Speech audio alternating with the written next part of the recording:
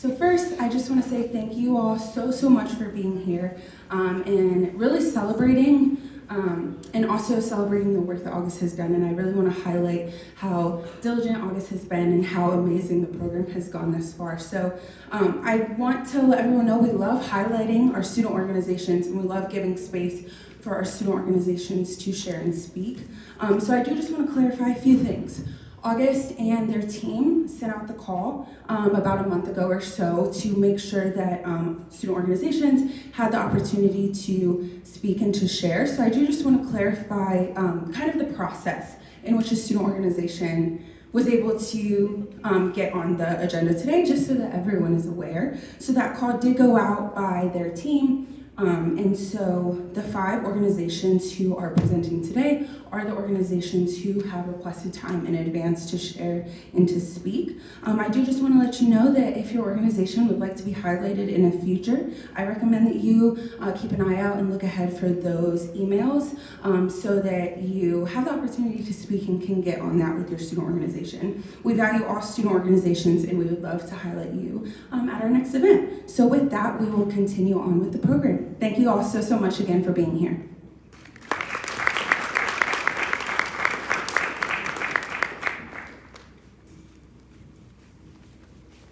Welcome back, and we hope the quick break was refreshing. We will now have the Asian American Association speaking on anti-Asian racism. Like COVID-19, it's still here.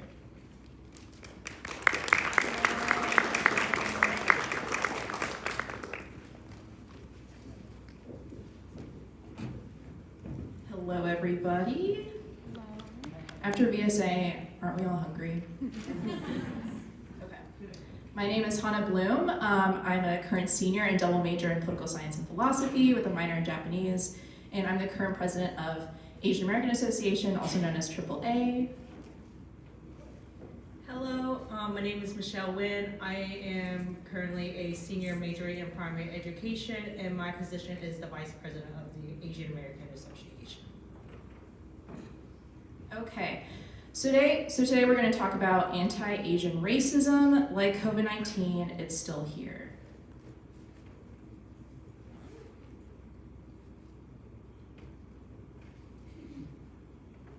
Okay, so the 3 topics we're going to talk about is first, the historical linkage between economic and political anxieties and institutional racism and scapegoatism.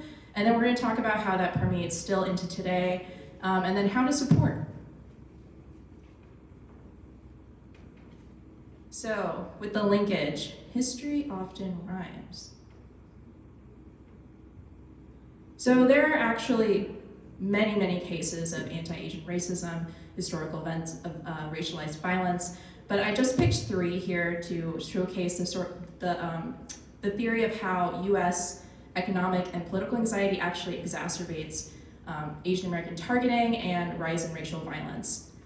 So the first event is the 1871 Chinese massacre. This happened in the LA Chinatown and left 19 dead, and it was a violent targeting of Chinese migrant workers. So the sort of context that's necessary to understand this here is that there were lots of Chinese migrant workers that came to the US, especially in the West Coast, to help work on the railroads. And then the sort of racist rhetoric that was being propagated was the idea that Chinese were stealing like white people's jobs. So here it highlights how economic and political anxieties actually leads to scapegoatism, the perpetual foreigner myth. And then the second case is the 1982 murder of Vincent Chin. I'm just really curious, who has heard of this murder? Interesting. Okay, so Vincent Chin was coming from a bachelor party in 1982 when he was violently beaten to death by 2 Michigan auto workers. So the context that's necessary to understand this here is the rise of the Japanese automotive industry and US-Japan economic competitiveness at this time. So this also highlights how US economic and political anxiety led to racial targeting, because these workers who were anxious about their jobs channeled that into the racist rhetoric that was surrounding their environment about how Japanese were taking their jobs. And they actually racially profiled Vincent Chin as a Japanese man when he was actually Chinese. And then the third case is the COVID era of hate crimes. So I'm sure we're all well aware of how the lockdowns, the economic anxieties, political anxieties got channeled into a nationalization of the COVID-19 virus. So this nationalization led to Kung flu, the China virus, and other racial rhetoric that basically put many, many Asian Americans at risk. And between March 2020 and June 2021, Stop API Hate received over 9,000 incident reports across the US. So here's a picture of a Chinese American elder who was cut with a box cutter. So I hope you can take from this that there is a strong linkage and theory within the API research field about how US history of economic and political anxiety actually leads to scapegoatism and the targeting of Asian Americans. But it's not just history, it's actually still here today. So we're still the targets of racialized violence. So all these cases that I put up here today are actually from 2023, so this year. And you may have heard of them, you may have not. There's a lot of social media sort of like engines and search engine optimization and sort of like, you know how you like only get the content that they think that you want to see. So I realize that Asian Americans are sort of bombarded with the stories of racialized violence that maybe their white counterparts are not aware of. So I just wanted to highlight some incidents here. And I don't know if you heard, but earlier in January 2023, in our very own Cincinnati area, there was the Tokyo food shooting as well. And we're still abused as a model minority or a wedge group. So what this basically means is that, I don't know if you remember, but in this year, our Supreme Court overturned affirmative action, and there was a lot of propagating that Asian Americans wanted this, that Asian Americans were represented in the case to get rid of this program that are at universities. But actually, the statistics show that Asian Americans actually support affirmative action. And so they were exploited as a model minority and not given proper representation in this sort of contemporary debates about this. And in fact, Asian American lower income and community college students actually felt underheard because they weren't represented in these debates. And of course, as I mentioned earlier, this thread of economic and political anxieties is interconnected to the targeting of Asian Americans. So with the rise of US-China competition comes a lot of xenophobic rhetoric. So xenophobia is the targeting of Chinese identity. So this past year and last year, there were actually many state legislators that were trying to pass laws that were forbidding Chinese nationals to rent a home even, which is unconstitutional. And of course, many of those who worked in the DEI sphere also know about Senate Bill 83 in our very own state of Ohio. And there is an explicit ban on Chinese partnerships. So that puts, there are hundreds of international students from China at risk. So it still continues into today. And now Michelle is going to talk about how you can support. Hello. So we're going to talk about how you guys could support AAPI. So obviously us, AAA, not AAA batteries. Most people mistake us as AAA batteries, but no, we're Asian American Association. We're the largest multicultural org on Miami campus. We're here to promote cultural diversity along with Asian education around campus and spreading huge representation. So we often give resources in the past, since there was an API crime situation, we gave multiple supports and resources to our general body members who needed more, and sometimes they come to us for more support as well. And another one is Asianti. If you've never heard what Asianti is basically a group in Cincinnati that organizes events. I don't know if you guys heard of Asianti Food Festival, and every year in May, they're here to promote local businesses, along with big businesses, along with different foods around Asia, and you get to learn more about their culture specifically. OPAL, which basically a progressive API Ohio feminist group of women, non-binary, and other queer identity folks It's basically a group that focuses on the progressives of AAPI, but more specifically a feminist group of women, non-binary in this center. And finally, Target Ohio, which basically is an AAPI voter research. They focus more on AAPI and how they let Asian Americans be more actively involved in the offices. So I want to leave you with a quote with a theme of intentionality. So not, fake activism, but actually something that's meaningful partnerships. So as Michelle mentioned, AAA or other organizations that you can go to events for or follow Instagram and support Asian businesses, go to OPAL programming to learn about the intersection of Asian identities. But I wanted to leave with this quote by Grace Lee Boggs. I'm a philosophy major, so that's why I like Grace Lee Boggs. You cannot change any society unless you take responsibility for it, unless you see yourself as belonging to it and responsible for changing it. So I want to impart onto you guys the feeling of responsibility. The issue with Asian American identity and its discrimination is that we're often seen as invisible, but we're right here, and there's a lot to do. Thank you.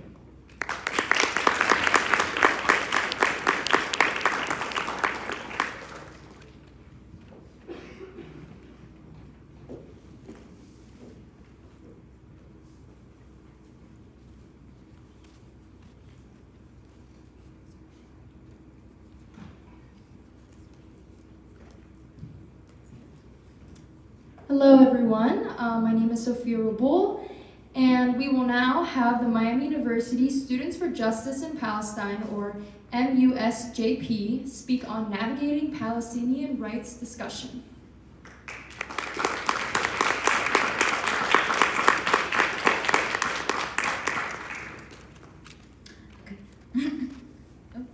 Hello everyone, my name is Maisa Constantinides. I am the president of Miami University Students for Justice in Palestine.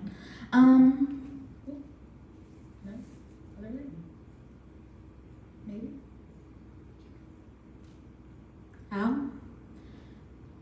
I'm a little slow. No? There we go. Okay. Thank you for joining us today. As we dive into the urgent issue of the weaponization of anti-Semitism against the advocacy for Palestinian rights. Together, we will navigate the necessity of addressing this issue and the critical distinction between anti-Semitism and legitimate criticism of Israel.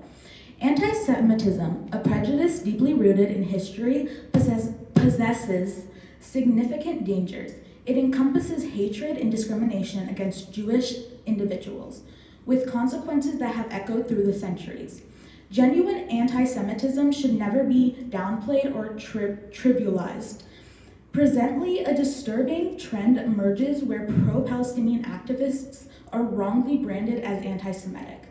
Distinguished scholar Norman Finkelstein, known for his criticism of Israeli policies, was accused of anti-Semitism in an attempt to discredit his work despite his Jewish heritage. When scholars like Finkelstein, who have a deep commitment to justice and human rights, are targeted with allegations of anti-Semitism, it undermines the credibility of genuine efforts to combat real instances of anti-Semitism and stifles meaningful dialogue surrounding Palestinian rights. Similarly, the boycott, divestment, sanctions, also known as the BDS movement, has also faced accusations of anti-Semitism. The BDS movement calls for various actions, including boycotting products and companies complicit in Israeli violations of Palestinian rights, divesting from investments tied to such companies, and implementing sanctions on the Israeli government. It is founded on principles of human rights, equality, and justice. This mischaracterization of BDS as anti-Semitic has had far-reaching consequences. It has been used by pro-Israeli lobbyists to justify legislative efforts to criminalize support for BDS in some countries, stifling freedom of speech and political activism.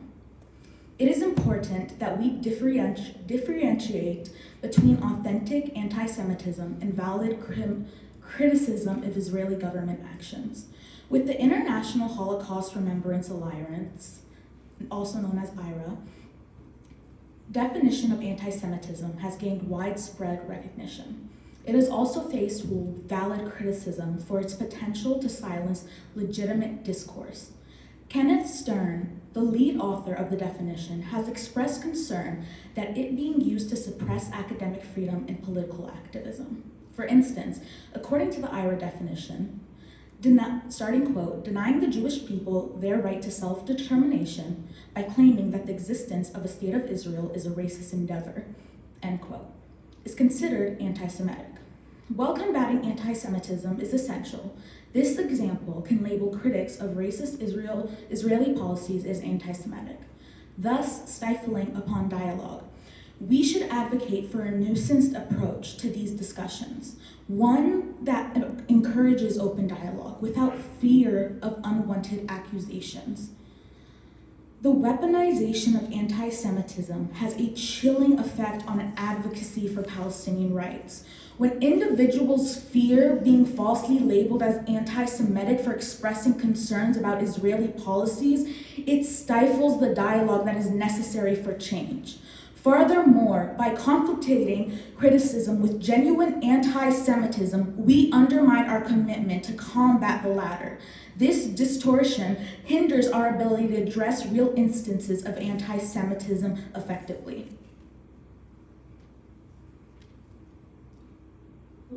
Dang. Sorry. Got it. So, to conclude, the responsibility to address the weaponization of anti-Semitism against advocates for Palestinian rights rests on our shoulders. We should uphold clarity and fairness in our discussions, respecting valid criticism of Zionism and Israeli apartheid while unequivocally condemning anti-Semitism. I implore each one of you to actively engage in constructive dialogue, investing in educating yourselves and others, and lend support to policies that support both Palestinian rights and fight against anti-Semitism. Thank you for your time, and free Palestine.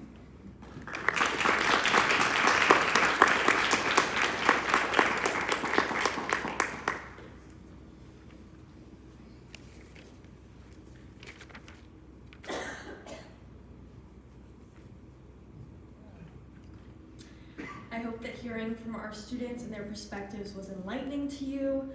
I really enjoyed it. There's a lot of diverse communities at Miami, and it's not often that we get the opportunity to speak or hear these. So I'm glad to hear these student leaders who are really driven to advocate for change for their own communities. I urge you to take the messages that we've heard from our students and enact them in your own personal life, and continue to support these communities and organizations. Thank you.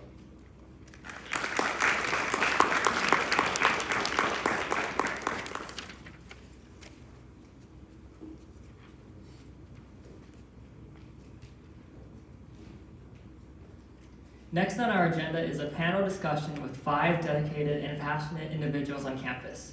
Before we begin the panel, we would like to acknowledge Anna Rayer and Olivia Patel from the Miami Student. These student leaders will be moderating our panel discussion with our guest speakers. We express our gratitude to the Miami Student for their continued support of the annual Inclusion Forum.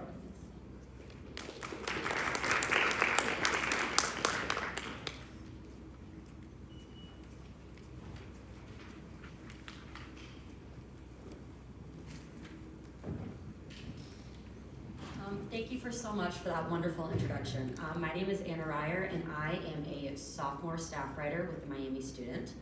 And down here pulling our laptop up. Hello everyone, my name is Olivia Patel, and I am the assistant editor for the Miami Student. At this time, we would like our panelists to come up. We're going to have you guys introduce yourselves, sharing your name, your pronouns, and your guys' roles at Miami.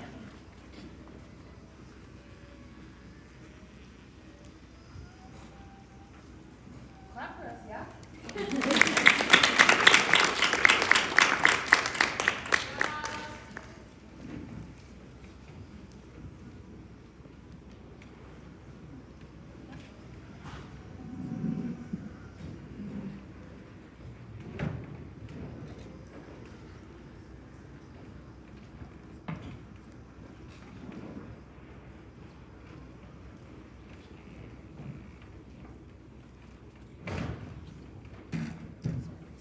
whenever you guys are ready.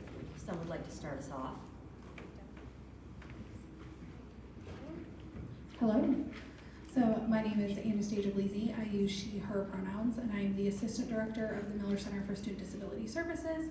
I'm also an adjunct professor of disability studies in the DSD program. Hello everyone, my name is Nia Smith. I use she, her pronouns, and I have the honor of serving Miami as our student body president. I'm also a senior here, double majoring in social work and public health. Hi everyone, my name is Haley Shea, she, her pronouns. I am a member of the Miami Tribe of Oklahoma, and I am, for the purposes of this, I am a research associate at the Miamia Center. Bayshawn Smith, Dean of Students, he, him, what else? Oh, Dean of Students, man, like, drop the mic.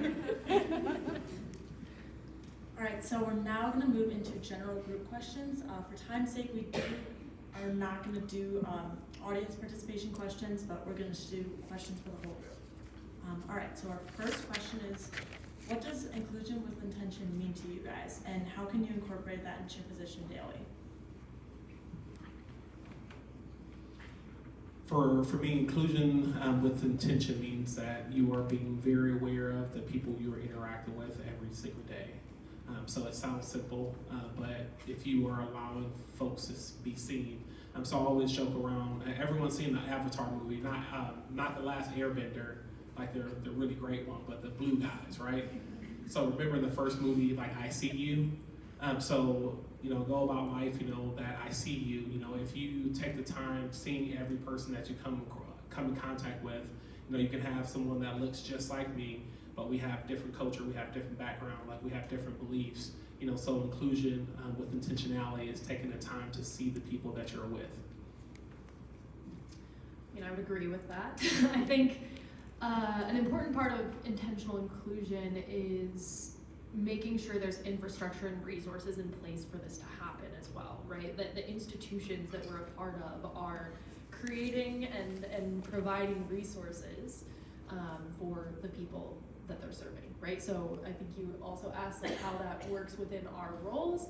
At the Miamia Center, we have students on campus. They've been mentioned in this forum already. But our heritage students on campus, I've talked to a lot of them. As a research associate, I interview every single student that comes through the program, and through that and through personal interactions, I know a lot of students coming in don't always feel included on Miami's campus, and that the Miamia Center is the place where they find a community, is the place where they find and feel like they belong. And Miami University has, provided that infrastructure and those resources for the Miamia Center to thrive and for those students to then thrive. For me, as a student leader, I would say that it's recognizing that each student's Miami experience here is a bit different. Each of us navigate the system that is Miami very uniquely because of the identities that we come with. And even though you may share a similar identity to someone, that doesn't mean that you're interacting with Miami in the same way. And so before I was student body president, I worked in our student activities office with our over 600 plus student organizations. And so for me, during my time, I looked at the fact that multicultural student organizations have a hard time existing on our campus. We are a predominantly white institution, and that is a reality that we all face. And for our multicultural student organizations, it's difficult. It's difficult to navigate being student leaders and creating safe spaces while holding those identities within oneself. And so what can the support and the systems and the resources that we have at Miami look like that are available for everyone? But how can we kind of adjust or kind of move them around to make it a more equitable system? And how can we provide better forms of support where better forms of support are needed?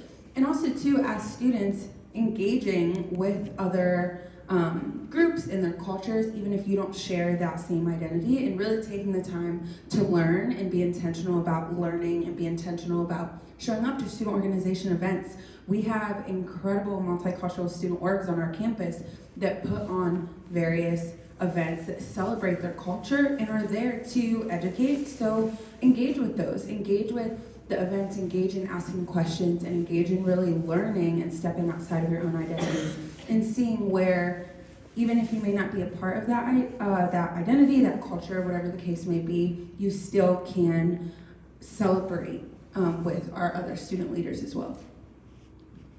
And I think for me, to add something that's not been said yet by these wonderful other panelists, inclusion with intention is consciously recognizing the non-apparent identities that people hold. It's consciously recognizing that you don't know everything that somebody brings to the room. And so how do you make that celebrated? How do you make sure that that identity is, honored and accepted? And so in my work as an assistant director of disability services and as a lecturer, I try to make sure that especially non-apparent, disabled identities are made extraordinarily apparent in everything that I do, right? I speak as a rolling representative of the disabled community, but recognizing that most disabled people have non-apparent disabilities, right? And so thinking about all of the ways that access is inclusion and the ways that being able to effectively access programming, events, and things like this, right? It hurt nobody to have gaps in these chairs, but it made me go, oh my gosh, I could sit anywhere instead of having to sit in the back like I always do, right? Now I did choose to sit in the back, but that's just, my choices today. But that was my choice. Access and inclusion with intentionality is giving the people the access, the choice, the option to engage or disengage. And I think that is what we need to be doing more of, is giving people these options of how is my identity and my space honored in this area, and what can I do to choose to engage or disengage. Thank you, guys. I'd just like to ask you, as coming from your distinct departments, what do you think the university can do to make impactful steps towards intentional inclusion? And to that, what do you think is most important? I'll go first since I'm still holding the mic. I think there are simple things that we can do. Increasing sensory spaces on campus, right? Making sure this ramp is always available. I got a lovely picture from a friend and dear coworker that said, we finally know how to use the ramp because I knew you were coming to this event. And as lovely and amazing as that is, and as glad as I am to know how to use the ramp, why was it me that caused that to happen, right? There could have been a student organization with a student who uses a wheelchair or uses mobility devices or can't climb steps for some ever reason that needed a ramp before that we've never given the access to, right? And so it is things like those steps to say, you know what? Even if we don't need the ramp this time, we're gonna include it to make a visible marker of inclusion for disability access. Yeah, I think that answers most of your question. For me, I would say as a student leader, and often as student leaders, we're often in conversations with administrators advocating for change on campus, advocating for things to be changed and things to be done. And one of the things that I have really learned is that as Miami students, we all navigate the system differently.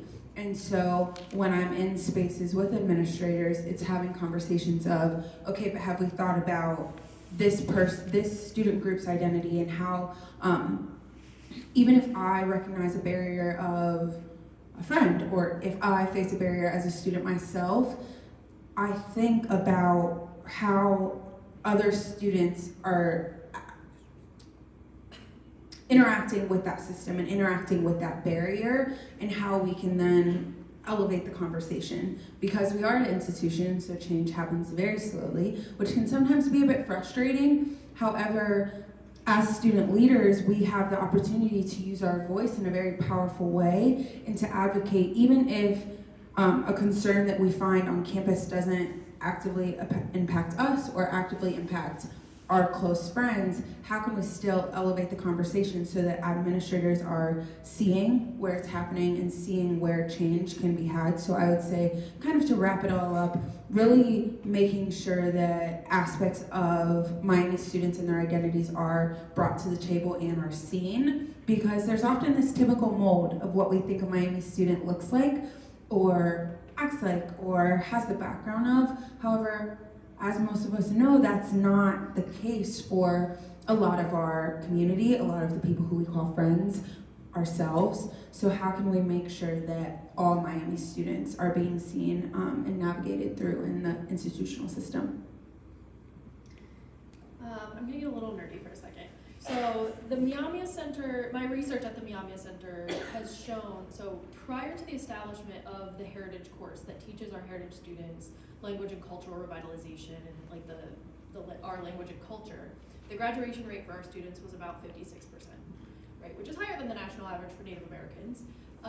But after the establishment and since the establishment of that class, where our students are getting this 1 hour a week, our graduation rate is now 92%, right? So that number speaks for itself. And I personally, and a lot of us at the Miamia Center, attribute that to the fact that we've built a community, that our students feel like they belong here. They have people to go to when they have troubles. They literally have the phone number of someone who they can call when, you know, I don't know, so I don't want to give these horrible examples, but something happens, right? And I know not all students have that on campus, and all students need that on campus, right? Every student needs to feel like they belong. Every student needs to feel like they have a place that they can go and a person they can call. And so I don't necessarily know what the answer is to that, right? But making sure that, you know, I know a lot of times that the work for creating these student organizations, the work for creating those spaces falls on those underrepresented groups, right? That often don't have the resources themselves to be able to do that. So I think Miami could play a role in stepping up and creating those spaces, hiring people that look like all of the students that are on our campus, that have the identities that our students have, I think would be really helpful. You took most of my answers. No, that was beautiful, thank you. So what I will say is, been here, I think this is my 6th week here. I started on August 21st, 2023. What my staff is probably tired of me saying, but I'm gonna say here too, it's really difficult to come into somebody's house and tell them where to put the furniture. So right now, I'm in Miami's house. I'm sitting down on the furniture, I'm asking questions, I'm meeting with students, a ton of students. Shout out to Ben Williams, setting me up with a ton of students and just really trying to listen. You know, so the quick thing, you know, how can you be an inclusive environment and community is really listen to why we're here. I think it would be foolish to not state the fact that we wouldn't be an institution without our students. If we're not setting up that time, that space, you know, for students to share feedback with us, share their concerns, share their frustrations, whatever it might be, then we're not going to be in a situation of being a successful university like we are. So I think the direct comment to that, we can spend more time listening to students, you know, picking their brains, going to where they are, you know, spending the time, you know, to engage as much as possible. And of course, you know, resources are tight at public institutions now, as you know, but to Anastasia's point, you know, I have a risk management mind, you know, so I can tell you all the cracks from here to my office, and I'm like, oh man, like what happens? What happens is this? What happens is this? You know, so but at the same time, like our space is inclusive. You know, I was talking to some students, you know, coming in, you know, asking where they live, and like, oh, you know, I live in this building, but it's not ADA compliant, you know, whatever it might be. Because again, older buildings, if you're not, you know, familiar with ADA law, if it's an older building, you know, you don't have to put an elevator in it. You know, you have to, you know, do the bare minimum. You know, so what can we do to find those hidden cracks, you know, before they break, you know, for our students? So I want to say thank you to all of our panelists for joining us tonight. I know personally, Livy and I both learned a lot from all of you in our first time together. So thank you very much. Wait, that's it? Can we let the audience, like I just talked about students, we're not gonna let the students ask any questions? I'm sorry. I know, August, you tell me what to do, you tell me shut up, I'll shut up. Okay, the face is like, make sure I'm be quiet, okay. I think for the sake of time. Okay, if y'all have questions, my office in Warfield, August gave me a look like, hey, we're already over time, Deshaun. I really appreciate your support, but that's not gonna happen. But all jokes aside, shameless plug. Sorry, you guys did a wonderful job. Shamelessly plug away. So shameless plug, again, we have this, great, center and all the community building, and the stats, like that is amazing. So I'm a big believer on that too. Like if you haven't found a community here, there's a community for you. You just have to figure out what that community is. And I think some of August and their team, their whole purpose of this for people to know all the resources that we have, at Miami.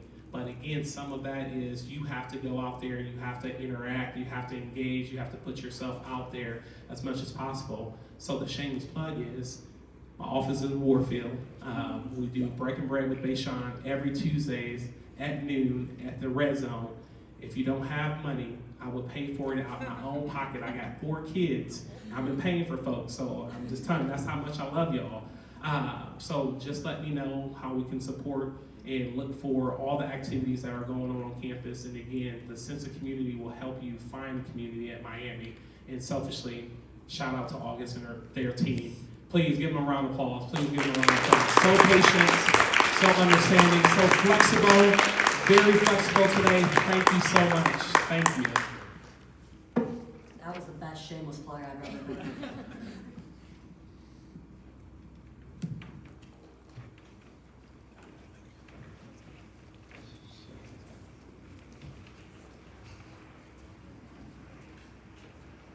Thank you so much to our lovely panelists. I would have loved for that to go for at least 30 minutes. Unfortunately, we're running out of time, and I don't want to keep y'all like here till 10 p.m. We still gotta eat. So just to kind of wrap up this forum, I want to ask you all to think about why is this important. And while you're thinking about that, I'm going to invite Tia Bakshi to share a story emphasizing being inclusive and intentional in what this theme means to her.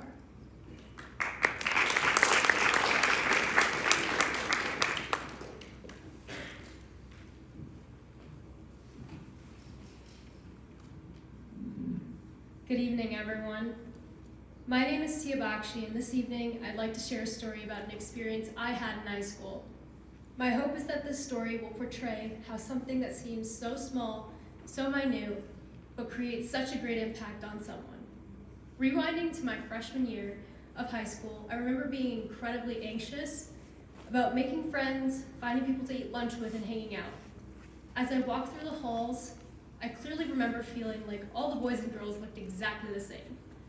The boys wore Vineyard Vines and Sperry's, who all played football and lacrosse, and the girls wearing Lululemon, who played field hockey. Then there was me. I had moved and was the new kid in town. I wrestled in high school. I didn't look like the other girls. My thighs were thicker, my skin was darker. All of this already made me anxious to make new friends. But I gave myself the benefit of the doubt. I was friendly to everyone in hopes that someone would simply ask me if I wanted to eat lunch with them. As the first week went by, no one had reached out to me. At my high school, we left for lunch during a class period. Usually classmates would go and eat together. I decided I would just sit down with some familiar faces from class. As I sat down with them, they gave me a funny look, ignored me the entire time we ate. One girl even put her arm up to block me from becoming a part of the conversation. After weeks of having some variation of this occur, I started to think to myself, what's wrong with me? Looking back on this, I feel anger about how I let 14-year-old girls make me feel so incredibly inferior to them. Inclusivity is not just this grand gesture. It's about the small, everyday choices we make. It's not limited to race, gender, or any specific identity. It's about embracing diversity in all its forms. It's about recognizing that every individual plays a crucial role in creating a secure and harmonious world. It starts with something as simple as inviting someone next to you to lunch. As each of us holds the power to make the world more secure, I urge each of you to be mindful of the intersections that exist within individuals and communities. Let's be the change makers who redefine the narrative of inclusivity, one that doesn't exclude, but rather welcomes everyone, regardless of the myriad of identities they hold. Remember that inclusion with intention is not just a philosophy. It's a powerful tool for creating a more inclusive, equitable, and harmonious world. Let's make that choice together. Thank you.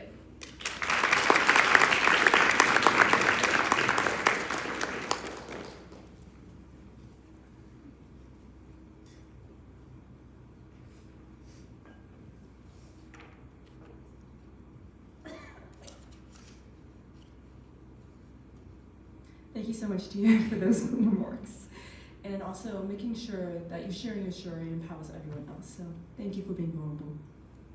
This forum has been about building alliances and community.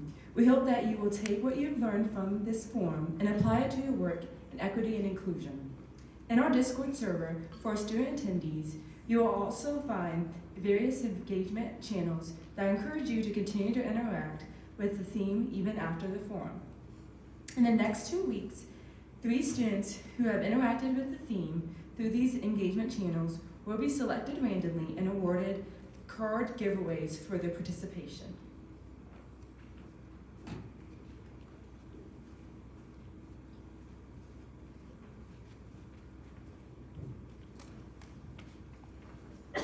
Before we conclude this forum, I would like to acknowledge all the people who have contributed to the success of this event. So I thought about skipping this part for the sake of time, but I realized that this part is just as important as the other sections we have, the aspects of the forum, because it's so important to realize that inclusion is not just a one-person work. It's a community, and I am thrilled and excited and full of appreciation that I can see that more than 35 people were involved in the success of this forum. Now, we cannot possibly know and acknowledge everyone who's contributed to this event, as there have been so many people behind the scenes helping to passionately advertise this event. So even if your name is not called, know that we appreciate you, and this event could not have been a success without you.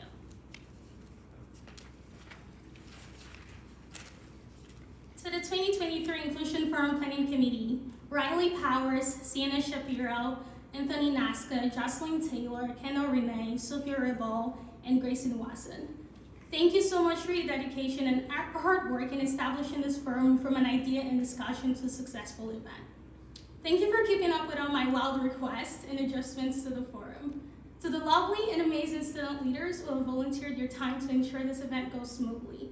Riley Crabtree, Anthony Nasca, Miriam Nawaz, Daniel Martin, Jack Espaden, John Day, Anastasia Madanovska, Sienna Shapiro, Eli Davis, Thomas Keaton, Jules Jefferson, Tia Bakshi, Riley Powers, Sophia Raybal, and Chelsea Kirk. Thank you so much.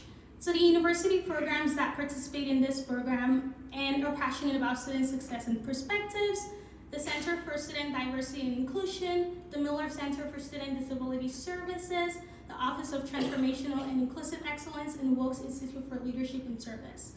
To our speakers, Cynthia Diedel, Christina Alcalde, Anastasia Blasey, Ailey Shea, Baishan Smith, and Naya Smith. We appreciate you and your dedication to equity and inclusion work. To those who have supported the planning of this event, now this is probably where I cry or break down. To those who have supported the planning of this event, whether through passionate advertising or emotional support, Tina Coyne, Daisha Wood,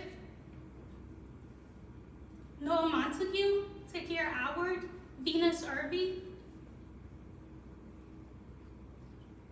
Tia Bakshi, Jules Jefferson, Anastasia Madanovska, Lexi Magrum Prokopiev, Jack Isfuden, Eyoung Tae, Anna Radke, Naya Smith, Vika Bell Robinson, Bell Williams, Anastasia Blasey, Cynthia M. Dido, Christina Alcalde, Hannah Bloom, Ming Tran, Jane Bernal, Kara Strass, Ryan Kapłaniowski, Bridget Griffin, Katie Kroma, Baishan Smith, and our lovely ASG advisor, Scott Walter.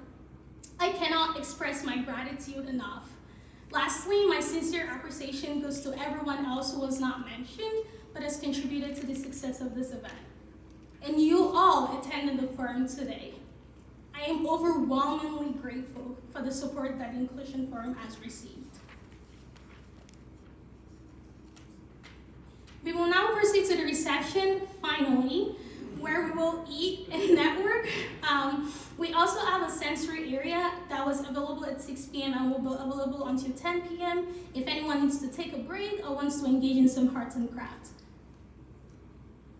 This is probably not a good way to end, but please do not take food from catering into the sensory area. And that concludes the forum, but we're just getting started, and I hope you all continue to express this theme through your work and life.